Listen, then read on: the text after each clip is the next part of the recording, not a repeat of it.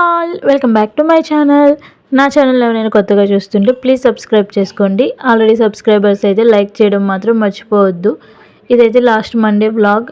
ఆ రోజు శివపార్వతుల కళ్యాణం జరుగుతుంది. సో టెంపుల్కి వెళ్దామని అయితే అనుకుంటూ ఉన్నాము. ఇంకా అందుకని మార్నింగ్ లేచేసి పనులన్నీ ఫాస్ట్గా పూర్తి చేసేసుకుంటూ ఉన్నాను. ఇంకా ధనుష్ పర్ణిక కూడా లేచేశారు మార్నింగే. ఇంకా వాళ్ళైతే ఆడుకుంటూ ఉన్నారు. నేను ఈలోపు బ్రేక్ఫాస్ట్ పెడుతూ ఉన్నాను. ఈరోజు ఇడ్లీ పిండి అయితే కొంచెమే ఉంది.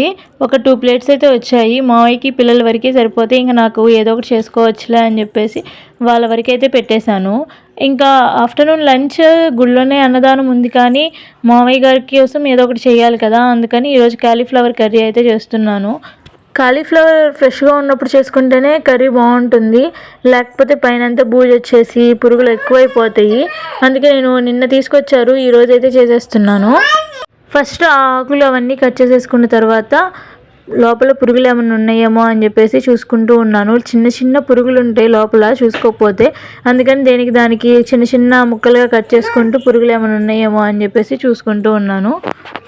చిన్న ముక్కలుగా కట్ చేసేసిన తర్వాత ఇంకా పర్ణికాకి ఇడ్లీ పెట్టేసి కాలీఫ్లవర్ అయితే పొయ్యి మీద వేస్తాను. 2 times నార్మల్ వాటర్లో వాష్ చేసి ఇంకా వేడి నీటిలో అయితే ఉడకబెడతాను ఫస్ట్.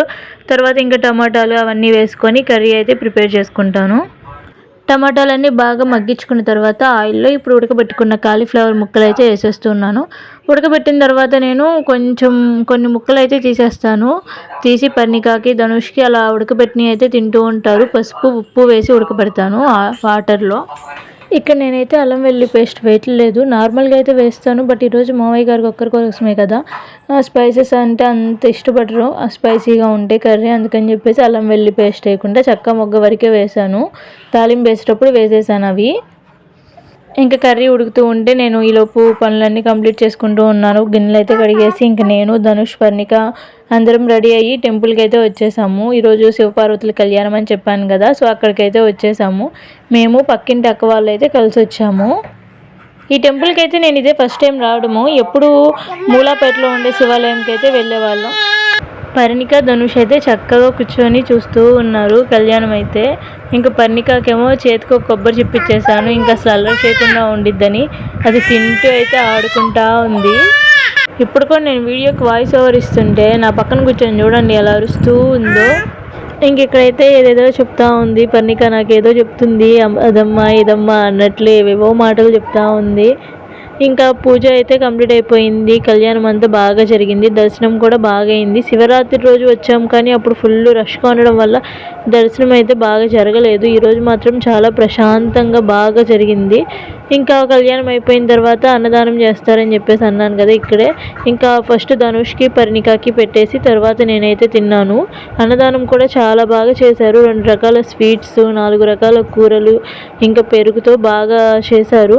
పర్ణికాకైతే అన్నం తినలేదు, కానీ ఆ చిప్స్ తినడమే సరిపోతూ ఉంది. చిప్స్ అంటే భలే ఇష్టం తనకి, ఇంట్లో చేసినా కానీ బాగా తింటుంది. ఇంక ఇక్కడ ధనుష్ ఏమన్నా నందికి చెవిలో చెప్తే నంది వెళ్ళి డైరెక్ట్గా శివుడికి చెప్పిద్ది అని చెప్పేసి చూశాడంట.